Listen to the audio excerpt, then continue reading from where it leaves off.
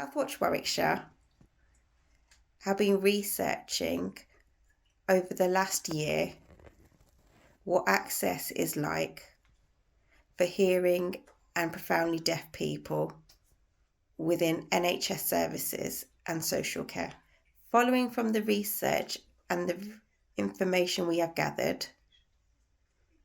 we have found that profoundly deaf people have lots of difficulties in accessing health services. Here are a few stories of deaf individuals and what experiences they have been through in accessing these health services. Wait a minute, so they checked and came back to me and said, oh, sorry, no interpreter, we forgot to book. It's like, I just waste my time. So I've been here half an hour waiting for nothing. It causes me stress, low confidence. So they give me another appointment date and that got cancelled. And then again, finally, they booked.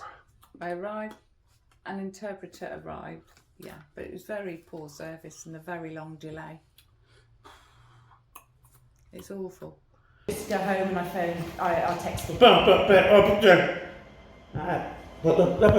So I've been to the hospital before and the interpreter did come twice in one day. So we were both there and there were 2 appointments and it was, the second appointment was 4 o'clock, there was no interpreter there and that was in one day, 2 appointments with no interpreter turned up. So I tell you some experience. I've been to the doctor. He was waiting in the waiting room with his PA, his support worker, and I was waiting, and the PA asked reception to make sure to see if they'd booked an interpreter, and if an interpreter would be in attendance. And nobody turned up. There was no interpreter that arrived. So it's not the PA's responsibility to interpret for this GP's appointment. This is a problem that I have.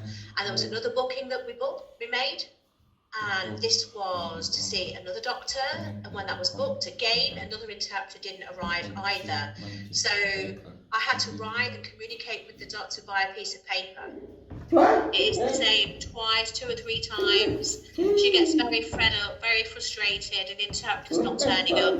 And they all say sorry, they always say sorry, but that sorry is just that added stress. It's like a waste of time having to come out and then come home and then trying to arrange it again and using the sign video to try and arrange it again and waiting for a letter to come. And it's just really stressful. And, you know, it's just I want to try and make sure, please, if they can book an interpreter, please to know that they've booked that. We asked deaf people why don't they complain about services. Here are their responses and how they would feel more comfortable complaining. That's right, so he would like to sign it and for somebody else to write it and then for the complaint to go in that way. I'd like to have the option to do both, but if, you know, they keep ignoring me, it's not fair, you know, it's not fair on us. We want to have responses to our complaints. I just feel that this has been going on for too long. It's gone on for 1 to 2 years. It just feels like an unfair battle. It's really complicated. It's really awkward. And they, you know, they just delay. It's like they're just not bothering and they're not helping us. And I feel really, really discriminated against. So really, really it's important in the future that they should improve and ensure that we have equal access under the Equalities Act. Thank you for watching our case study. To find out more information on the project and the work that we're doing, please go to our website.